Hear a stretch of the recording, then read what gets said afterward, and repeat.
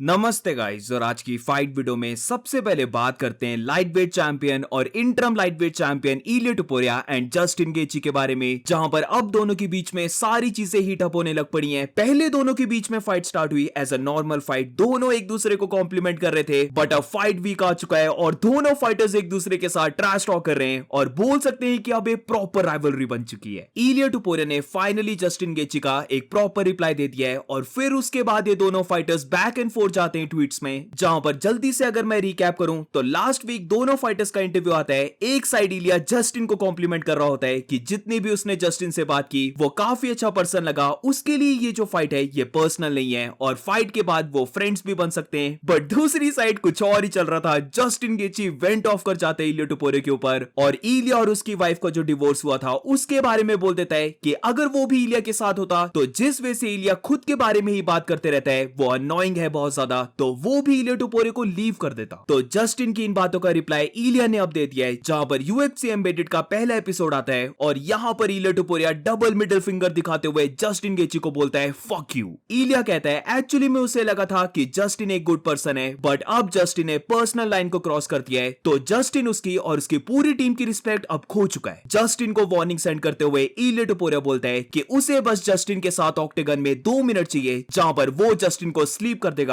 यानी कि उसे नॉकआउट कर देगा उसकी पूरी फैमिली के सामने, उसकी कंट्री के सामने और हर किसी के सामने। तो लग तो रहा है गाइस, क्योंकि चांसेस वही शो कर रहे हैं कि एक और बार इलिया टुपुरिया लेजेंड को नॉकआउट करने वाला है। बट इससे पहले बाकी जो नॉकआउट्स थे वो रिस्पेक्ट से आ रहे थे, लाइक एलेक्जेंडर का नॉकआउट या फिर ओलिवेरा का नॉकआउट। बट इस बार जस्टिन गेची की फाइट में लग रहा है कि अगर इलिया टुपुरिया नॉकआउट करता है गेची को तो ये नॉकआउट हेट्रेड वाला नॉकआउट होगा। अब इसके बाद दोनों फाइटर्स ने ट्वीट्स किए जहां पर वंस अगेन इलिया टुपुरिया जस्टिन को कहता है कि उसने लाइन को क्रॉस कर दिया है। जो भी उसके और उसके एक्स वाइफ के बीच में हुआ था वो उसका पर्सनल मैटर है और सबको चाहिए कि वो उसके एक्स वाइफ को रिस्पेक्ट शो करें, क्योंकि आफ्टर ऑल उसकी एक्स वाइफ उसके डॉटर की मदर है। तो इलिया यहां पर यही कह रहा होता है कि जस्टिन को बेटर करने की जरूरत है, बट इसके बाद जस्टिन गेची का रिप्लाई आता है और गेची यहां पर पूरा फट जाता है इलिया टुपुरिया के ऊपर। जस्टिन कहता है इलिया ने उसके पॉइंट को प्रूव कर दिया, जहां पर इलिया टुपुरिया इनसफरेबल लिटिल बिच बॉय। अब इसकी अगली लाइन मुझे समझ नहीं आई, जहां पर जस्टिन गेची कंप्लीटली डिक्लाइन कर देता है कि उसने कुछ भी बोला है इलिया की वाइफ को लेकर। इनफैक्ट इसके बाद जस्टिन ये बोलता है कि खुद इलिया टुपुरिया ने लाइन को क्रॉस किया है, जहां पर वो उसके फादर के बारे में बात करने लग पड़ता है और अब इलिया ऐसे एक्ट कर रहा है जैसे कि उसने कोई लाइन को क्रॉस किया है। आई डोंट नो कि जस्टिन ने यहां पर डिनाई क्यों कर दिया कि उसने इलिया टुपुरिया और उसके एक्स वाइफ को लेकर कमेंट मारा, क्योंकि हर जगह सोशल मीडिया में ये था। जस्टिन गेची खुद बोलता है कि जिस वे से इलिया एक्ट करता है वो भी इलिया टुपुरिया को लीव करके चले जाता। बट अगली लाइन जो जस्टिन ने बोली है कि इलिया टुपुरिया खुद उसके फादर के बारे में बात कर रहा था, उसमें बोल सकते हैं थोड़ा सा वैलिड पॉइंट है, क्योंकि इलिया टुपुरिया ने सच में जस्टिन गेची के फादर के बारे में बात की थी, बट वहां पर भी हमें कॉन्टेक्स्ट को समझना होगा, जो कि वैसे तो इलिया टुपुरिया ने भी रिप्लाई दिया है। जहां पर अगर हम टाइमलाइन के बारे में बात करें तो जस्टिन गेची के फादर ने पहले बात की थी इलिया के बारे में और इलिया ने बस यहां पर स्टेटमेंट का रिप्लाई दिया था। तो इलिया टुपुरिया एग्जैक्टली रिप्लाई देते हुए इसी बात को कहता है, बट इसके साथ इलिया टुपुरिया ने और भी बातें कही हैं, जिससे कि आई एम होपिंग फाइट में जस्टिन गेची फाइन रहे, जिधर इलिया जस्टिन को कहता है कि उसे खुद चाहिए था कि वो अपने फादर को इस मैटर से बाहर रखे। जस्टिन गेची का फादर ही था जिसने उसे शॉर्ट गाय बुलाया और ये बोला कि जस्टिन उसे स्मैश कर देगा, और उसके फादर ने ये सारी चीजें बियर पीते हुए बोली हैं। उसके बाद खुद जस्टिन उसके डिवोर्स को ले आता है और ये बोलने लग पड़ता है कि वो भी इलिया का पार्टनर या फिर रूममेट नहीं बन सकता।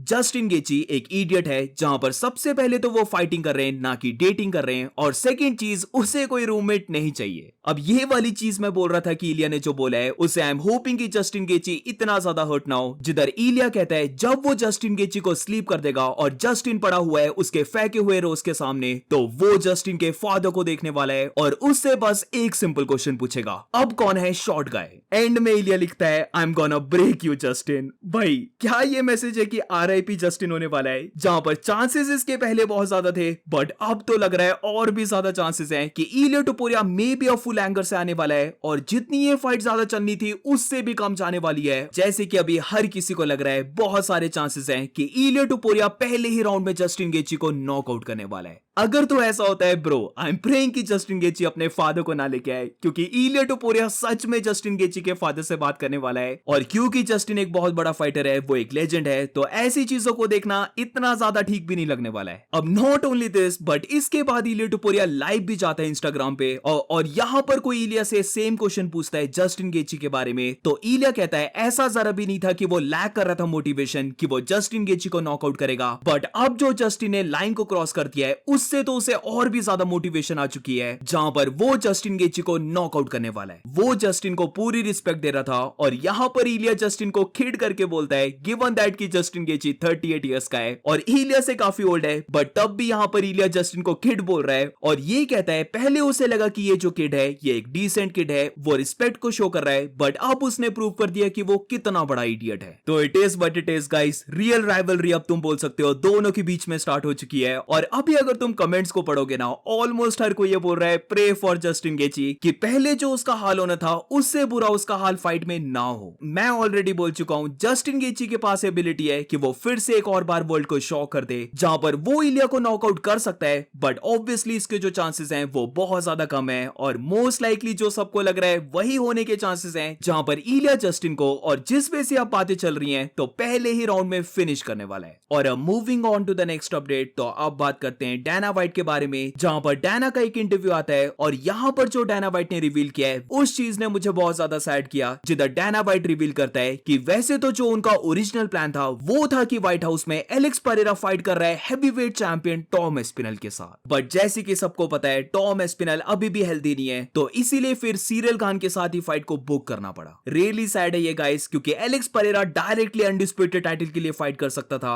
बट अब क्योंकि टॉम एस्पिनल एक हाइपो की वजह से इतने टाइम से बाहर है, तो इसीलिए परेरा की फाइट हो रही है गान के साथ फॉर द इंटरम टाइटल, जो कि एक्चुअली में एक बहुत ज्यादा टफ और काफी क्लोज फाइट है। अब टॉम के बारे में ही जब एलेक्स परेरा से पूछा गया कि अगर वो सीरियल खान को बीट कर देता है तो फिर वो क्या देखता है कि वो टॉम एस्पिनल के साथ कब फाइट करने वाला है फॉर द अनडिस्प्यूटेड टाइटल, तो यहाँ पर परेरा बहुत ही ज्यादा डिफरेंट रिप्लाई देता है, जिधर वो कहता है कि उसे नहीं लगता कि उसकी फाइट टॉम एस्पिनल के साथ होने वाली है। सीरियल खान को बीट करने के बाद भी उसे नहीं लगता कि टॉम एस्पिनल के साथ उसकी फाइट होने वाली है, क्योंकि वो बिलीव नहीं करता कि टॉम एस्पिनल रेडी भी हो पाएगा उससे फाइट करने के लिए। टॉम तो अभी ट्रेनिंग भी नहीं कर रहा, तो पहले उसे अभी सर्जरी से रिकवर होना है और फिर जाकर ट्रेनिंग स्टार्ट करनी है, तो इसीलिए टॉम एस्पिनल को बहुत ज्यादा टाइम लगने वाला है। और रही उसकी बात, तो पहले भी वो बहुत बार बोल चुका है कि अब उसके पास इतना ज्यादा टाइम नहीं बचा है, वो 37 इयर्स का है, तो फाइट्स के बीच में वो इतना ज्यादा टाइम ऑफ नहीं ले सकता, जहां पर उसने प्लान किया है कि सीरियल खान को बीट करने के बाद वो इसी साल के एंड में फाइट करने वाला है। आई रियली होप गाइस, अगर तो एलेक्स परेरा सीरियल खान को बीट कर देता है और इंटरम चैंपियन बन जाता है, तो उसकी फाइट होपफुली टॉम एस्पिनल के साथ हो जाए। मुझे सच में ऐसा लगता है अगर तो एलेक्स परेरा सीरियल खान को बीट कर देता है, तो रियली फिर परेरा की 2 फाइट्स बचती हैं, जिसमें एक तो टॉम एस्पिनल होनी चाहिए और सेकंड होनी चाहिए जॉन जोन्स की फाइट। मैं रियली देखना चाहता हूं कि एलेक्स परेरा और टॉम की फाइट कैसे होती है, फिर एलेक्स परेरा कैसे फाइट करता है जॉन जोन्स के साथ। तो इसीलिए गाइस, आई रियली वांट कि टॉम एस्पिनल, जो अब लगने भी लगा है कि उसने अब ट्रेनिंग को स्टार्ट कर दिया है, तो वो जल्दी जल्दी रिकवर हो जाए, प्रॉपर वे से ट्रेन कर ले, और फिर नवंबर के मंथ जब मैडिसन स्क्वायर गार्डन का बहुत बड़ा इवेंट होता है, वहां पर दोनों की फाइट हो रही है। बट ऑब्वियसली सबसे पहले एलेक्स परेरा को सीरियल खान को बीट करना पड़ेगा, जो कि बहुत ज्यादा मुश्किल फाइट है। पता लगे कि सीरियल खान ने एलेक्स परेरा को बीट कर दिया है, बट फिर भी अगर हम देखें तो टॉम एस्पिनल और सीरियल खान का जो रीमैच है वो भी बहुत बड़ा होने वाला है, तो इसीलिए वैसे तो यहां से जो भी विनर आता है उसकी टॉम एस्पिनल के साथ बहुत तगड़ी फाइट होने वाली है। और मूविंग ऑन, तो अब बात करते हैं मिडिल वेट फाइटर बो निकल के बारे में, जहां पर रिसेंटली बो निकल और चेल सनन का इंटरव्यू आता है, और यहां पर जो दोनों ने बात की है